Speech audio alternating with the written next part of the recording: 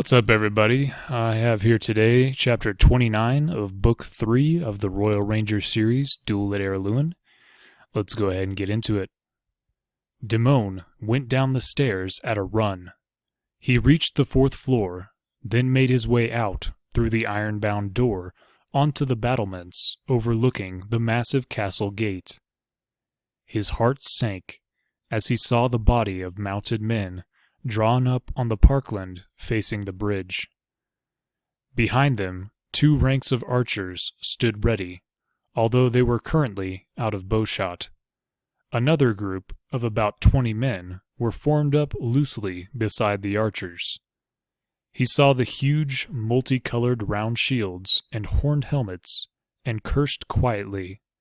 Scandians, he thought, wondering vaguely where Horus had found them. They must be the Heron's crew, he muttered to himself, although there seemed to be more of them than he had seen when they had arrived at the castle several weeks before.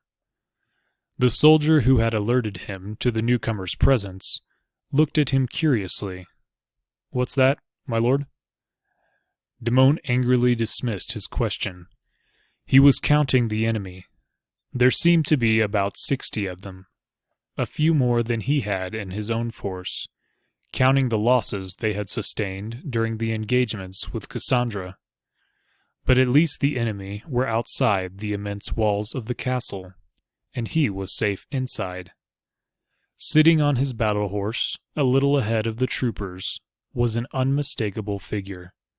Tall, broad-shouldered, and with his distinctive round buckler slung over his left shoulder. Horus was easy to recognize, even if he hadn't been accompanied by a rider bearing his standard, the green oak leaf. Damon looked to his left. One of his men was leaning on the battlements, a crossbow propped against the wall beside him. "Can you reach him with a shot?" he asked. But the man shook his head. "He's no fool, my lord. He's out of range. Besides, if I try to shoot, I'll draw 20 or so arrows from those archers of him. They outrange me, and they rarely miss." And that, thought Damon, was probably the real reason for his reluctance to shoot at Horus.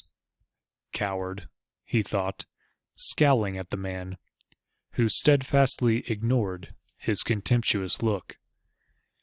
As Damon turned his attention back to the force outside the gate, he saw Horus bring the buckler round to his front and urge his horse closer to the walls. There would be no chance of shooting him now, Damon thought.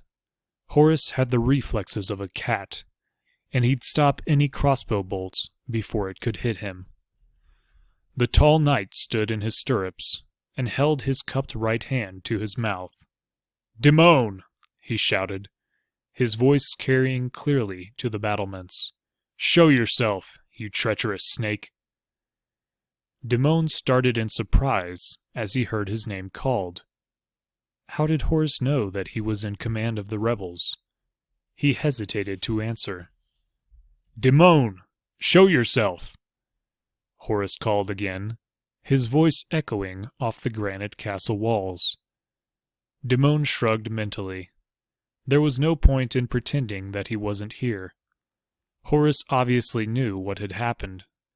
There was a stone step beside the battlements, and he stepped up onto it and shouted back, "Horus, here I am!" He saw Horus's head move slightly as he scanned the walls, then stop as he recognized the figure high above him. "Open the gates and lay down your weapons," Horus called. Damon laughed. "Do you think I'm mad? There's no way on earth that I'm letting you and your men inside these walls. I'll give you one chance to surrender, and then—" Damon shook his head and cut him off. "And then what? You'll storm these walls with 60 men? I'll be delighted to see you try. Now I'll give you one chance, right away, and give us free passage to the coast." "Or what?" Horus demanded. "Or I'll burn out your wife and her men in the South Tower. Her life is in your hands, Horus." Don't put it at risk." Horace laughed, but there was a hollow sound to it. He pointed to the tower. "You'll burn her out, will you? Looks as if she's put your fire out." Damon craned around to look at the south tower. The thick clouds of black smoke pouring from the windows on the 8th floor had lessened and turned white as Cassandra allowed water from the cisterns to flood down, turning the smoke to steam. As he watched, even the white steam diminished to a series of small wisps. He cursed to himself. "Now I'm warning you and your men," Horace continued. "If you harm one hair on Cassandra's head, there will be no mercy. I will kill every one of you." Even at a distance, the grim sincerity in his voice was obvious. Damon felt a momentary frisson of fear. Horace was not an enemy to take lightly. He was a highly skilled and dangerous warrior, the champion knight of Araluen. Damon began to wonder whether he could somehow use Cassandra's life as a bargaining chip to allow his escape. Horace's next words cut across the thought. "And here's something else. Any of your men who surrender now will be given free passage.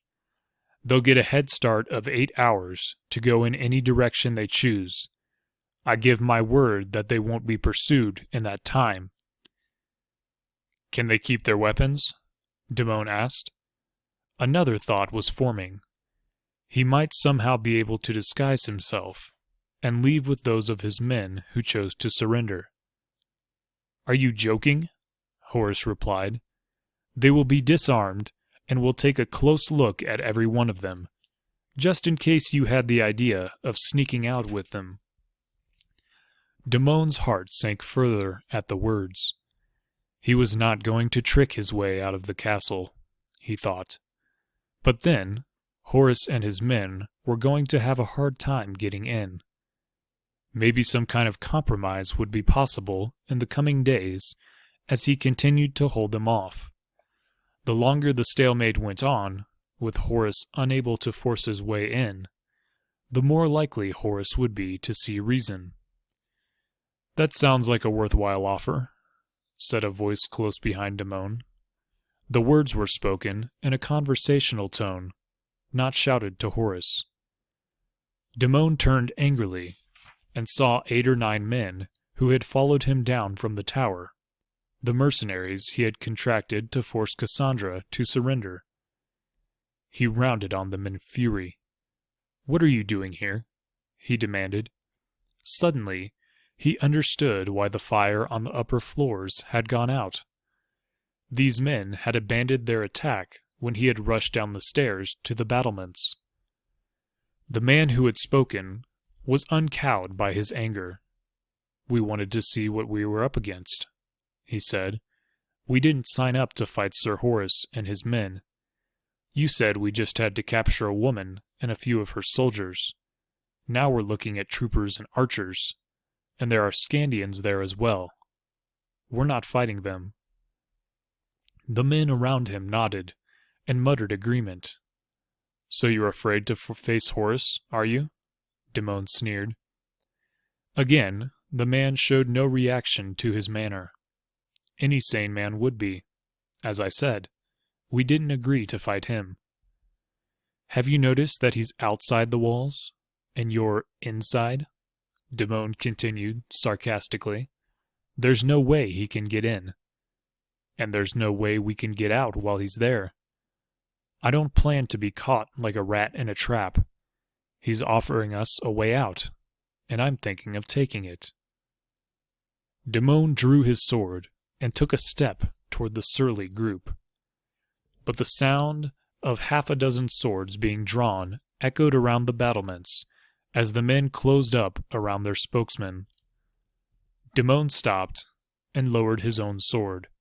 He tried not to let his desperation show. This willingness to surrender might spread to the rest of his force if he continued to argue with this group. "Pay us our 5,000 royals, and we'll be on our way," said another of the turncoats. Damon laughed bitterly. Pay you? For what? I hired you to bring Cassandra down from that tower. So far, you haven't managed to do it. I'm not paying you a lead penny." The man shrugged. He hadn't really expected Damon to hand over any payment, but it had been worth a try. "Then we'll leave anyway," he said, and his companions mumbled agreement. Damon capitulated. It would be better to be rid of them quickly, before the rot could spread. He slammed his sword back into its scabbard. "All right, tuck your tails between your legs and run," he said, "and good riddance. But take another look. There's a ranger out there. Wherever you run to, he'll track you down. All Horace is promising is an 8-hour start." "That sounds good enough to us," said the original spokesman. He stepped up to the battlements and shouted to the figure below. "Sir Horace, 10 of us are coming out." Then, gesturing to his companions to follow, he led the way to the stairs leading down into the courtyard. Damon followed them for a few paces, and called to the men below. "Let those traitors go," he said. The guard in the courtyard reluctantly opened a small wicker gate beside the main gate and shoved a narrow plank bridge across the moat. The 10 deserters made their way across it, tossing their weapons to the grass as they reached the far side. Then the plank bridge was withdrawn, and the wicket gate was slammed shut and barred. Damon watched as the small group were searched and closely inspected by the ranger. Then they were stripped of their armor and boots and shoved on their way, heading for the coast. In the tower, Cassandra was puzzled by the sudden cessation of the attack on the door. She stepped closer to the barricade and tilted her head, trying to hear what was going on. There was a concerted rush of feet on the stairs. Then silence fell. She frowned at her father. "What do you think is going on?" she asked. Then Ingrid called to her from the door leading out onto the balcony. "My lady, come and see! It's Sir Horace! He's back!" Cassandra dashed out the door to the balcony. She hurried to the wall and leaned out so she could see the parkland beyond the main gates. Sure enough, there was a body of men gathered there in neat ranks, archers and troopers, she saw. She smiled as she recognized a third group, Scandians, and several paces ahead of them, accompanied by his standard-bearer, was Horace, sitting astride his battle horse, his armor gleaming in the sunlight. She laughed out loud. She had never seen a more welcome sight in her life. Sensing someone moving beside her, she turned to see her father. "It's Horace," she said, pointing. "Now Damon will have something to think about." Her father shrugged. "Horace still has to get inside the walls," he said.